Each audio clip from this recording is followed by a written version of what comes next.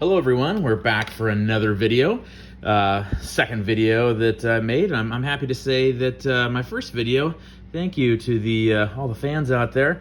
Last time I looked, I had 7 views, so thank you for being part of the 7. At 7, that's kind of a key number. I got 6 people in my immediate family, so that tells me somebody else must have watched.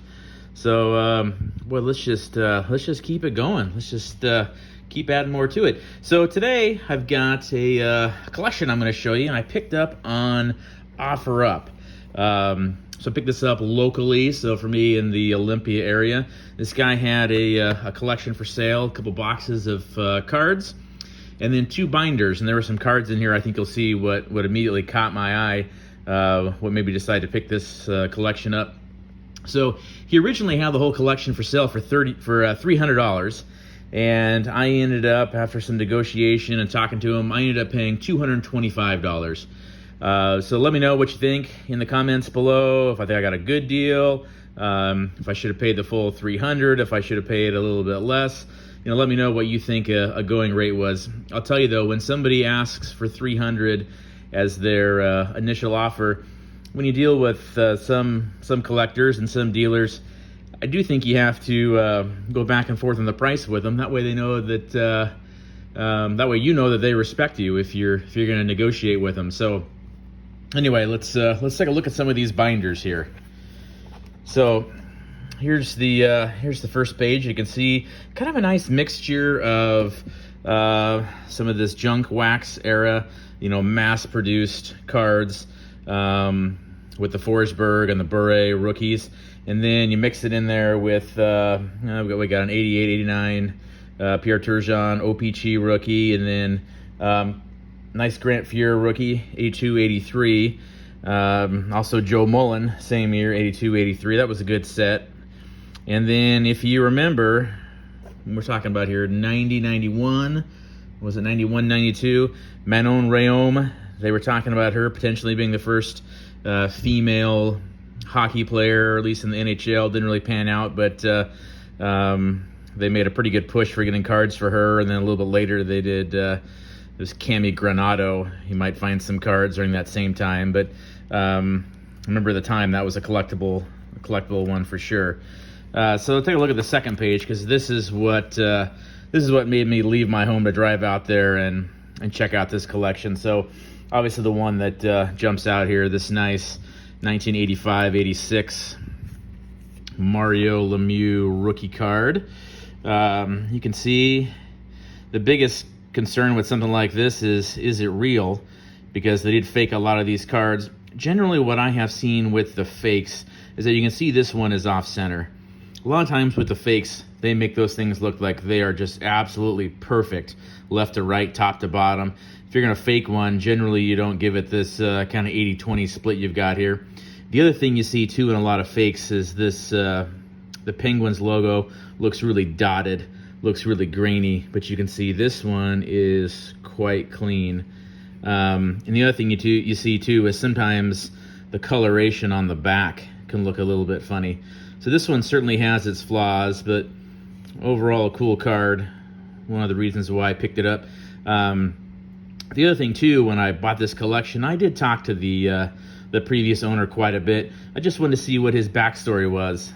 A card like this, you're gonna know when and where you got this. This is the first Lemieux rookie I've ever owned, so I will know when and where I picked up this card. And he definitely had a believable story for where he got this collection. I also liked that he had the second year and the third year Lemieux as well. So this guy was a collector. He was just looking to move on from his collection. The other one that stood out to me, of course, this rookie card right here, Patrick Waugh rookie card. This is from the 86-87 OPC set. This is another card that concerned me, that they are commonly duplicated, and they make replicas and try to pass those off, the reprints, and people try to make it seem like it is a real one. So with this one, there are some telltale signs again. Typically what I look at up here in this OPC, sometimes that can be grainy, and you can see that looks pretty good. The other thing on Patrick Waugh rookie cards is there was a printer flaw. So you can check this out for yourself on eBay and see what I'm talking about. In the reprints, they won't have this little dot up here. On the real ones, you will see that printer dot. That'd be a pretty elaborate hoax to make that, go back and add that a little bit later. But you can check them out for yourself if you see other ones. The real ones have that little dot on here. So I do believe this is the real thing. The color's good. It's not. It's consistent with the color of other cards from the 86-87 set. But there is one noticeable flaw, and I picked up on it right away, which is actually why I did knock him down on the price a little bit. Hard to tell when you just see it like that. But take a look here when I put it up next to the Lemieux. And you can see the Lemieux behind it. You can see it on the side over here. This was a trimmed card. Somebody didn't like the corners. Somebody didn't like what they had with it. And looks like they fixed it up to make it look a little better. You're better off just keeping it in the shape that it's in, because it does render that card. I don't know if I would say that it has no value, but it certainly knocks it down considerably. I mean, you're talking about a few bucks, maybe somebody who just wants to own one of those cards. That was actually why I didn't pay the full price on there, because it did make me kind of wonder about the rest of the stuff. A lot of other great rookies in here. This one stood out to me, of course. 85-86, Al McInnes rookie. Brian Leach rookie. Kind of a cool one. Of course, these are all OPGs. This person I got it from he was from Quebec. So he had the accent, and he had the cards to go with it, the Canadian version. So Goulet rookie, Kirk Muller, another rookie, 85-86. It was a great set. Rob Brown rookie. And then you're getting into, again, some of this overproduced stuff. Eric Lindros is a great player, but wow, did they make a lot of his cards. Doug Wilson rookie. A couple of these feel like you got a few tucked in the back there. And then you see a lot of these minor league kind of cards too as well. So overall, I think it was a pretty cool collection.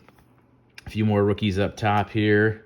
Nice mixture of some of the mid-80s OPG, and then of course getting into this into the junk wax stuff. Clark Gillies, a rookie card.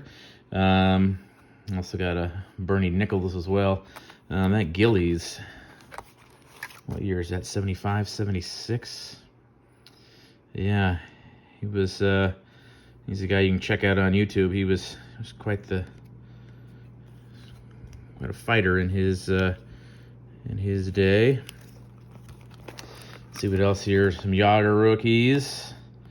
Nice Howard Chuck. Theo Fleury.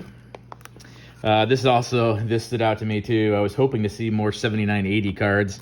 Obviously, I was hoping to find Gretzky, but a nice Bobby Hull. More of the junk wax era stuff, and then again some more good rookies in here. Those two, that was also a great set. 81-82. I think that's the same year Andy Moog had a rookie card. Ron Francis rookie's nice. And the rookie up top there. A few baseball cards sprinkled in here. Talking about mass-produced.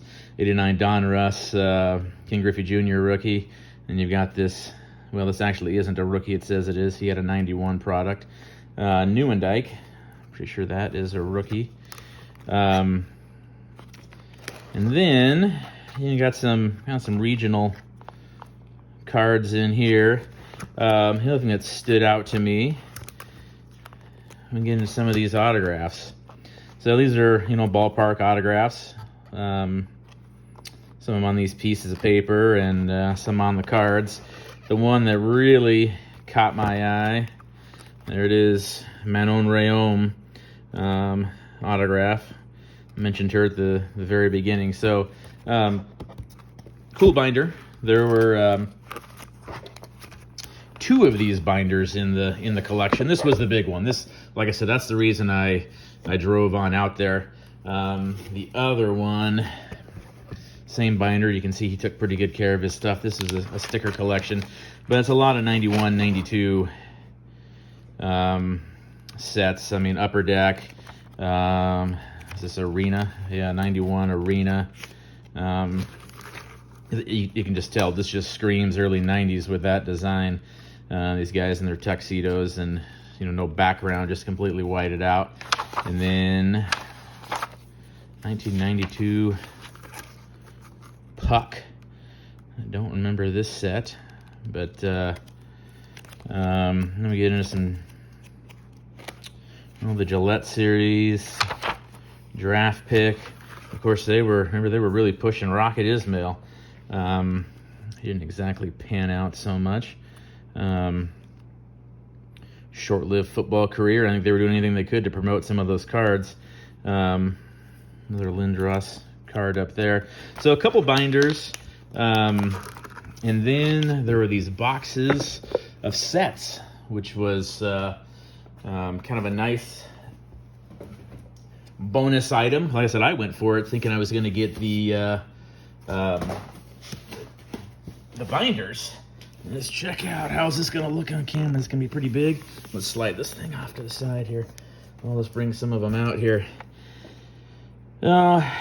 Old set. This was one of the CFL sets. Nothing too exciting. I remember there were just a handful of Rocket Ismail cards in there. They were really promoting him at the time. Got 1991 OPG hockey. So person I got the collection from had a lot of the notations on here in French because, as I said, he was from Quebec. So he would write on there if he had the English version of something. So there we go, 91, 92. He had the French version of it. Of course, he wrote that in French. And then I kind of like the look of this 91, 92 Upper Deck hockey. He had the English version. You can tell a collector had this, right? I mean, he would put this set together. He'd cut out the tops of the packs so he could see what it looked like, and then sleeved up the first and last card so they wouldn't get dinged up. Got some bonus fuzz here, and then these nice spacers in here to make the set fit in there snugly. So overall, there were 23 of these sets that were in this collection. Most of them hockey. I'd say about of the 23, I think about 17 or 18 of them were hockey, and I think this was the only one that was still wrapped up in the original cellophane, still factory sealed. And then a few sort of bonus things in here. Pro set golf. Definitely not the best golf set. I would have preferred to see 81 or 82 Donruss golf, but I'll take that as kind of a throw in. Commemorative Super Bowl set. So not a lot of value to this. We're talking about a couple bucks for each of these. And then a few of these sets that are in these plastic cases, some hand collated sets that this collector had put together. And there's the basketball set, 91, 92 Upper Deck. It is the English version of it as well. I don't know that they necessarily had made a French version, but I think that's just how he was classifying all of his cards. And then it's just more hockey, 91, 92 Anglais, the Score Pinnacle set.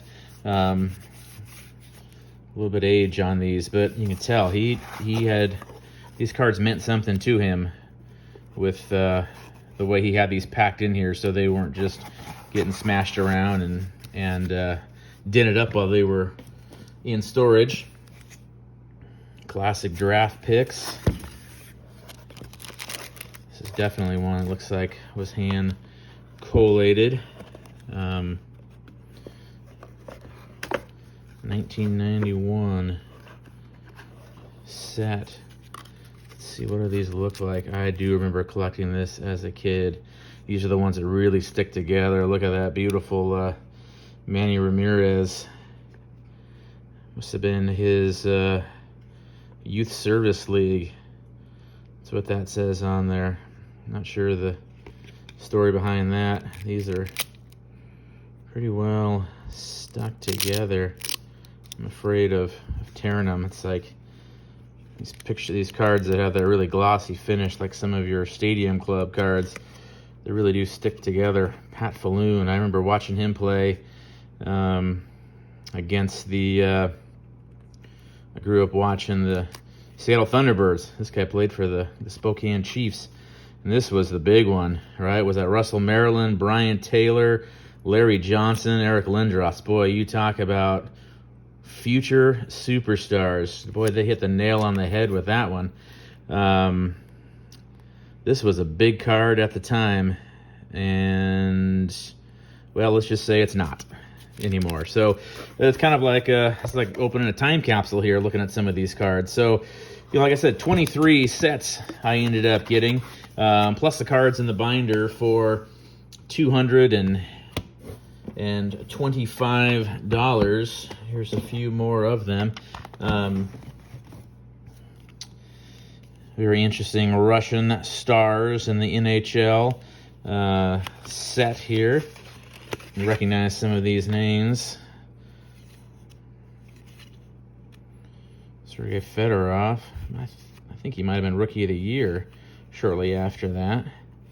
So there's some names in here. If I remember correctly, you're going to get one of the, I'm going to say the Burres would have been here. So Pavel Bure. So kind of fun to look at. Not a ton of value to these cards. I think you can find something like this on eBay, and you're talking about just a few bucks. This is 1991 set, so I imagine they mass-produced that one quite a bit. So overall, 23 sets, the 2 binders. You know, it was nice to pick up some hockey cards and have something to go through. Some of them were cards that I collected as a kid. I gotta make sure I put that one back in. Some of these are ones I collected as a kid, so it's kind of fun to look at those again. And then, you know, some that I had not collected when I was a little bit younger. So overall, I'm happy I picked that up. So let me know what you think. Put a comment down in the comment section. Be sure to like this video and subscribe if you haven't already. So thank you to those initial 7 viewers who hit me up on the historic autographs on the Beckett slabbed one. So thank you for being part of the 7, and we will see you next time. Thanks, everybody.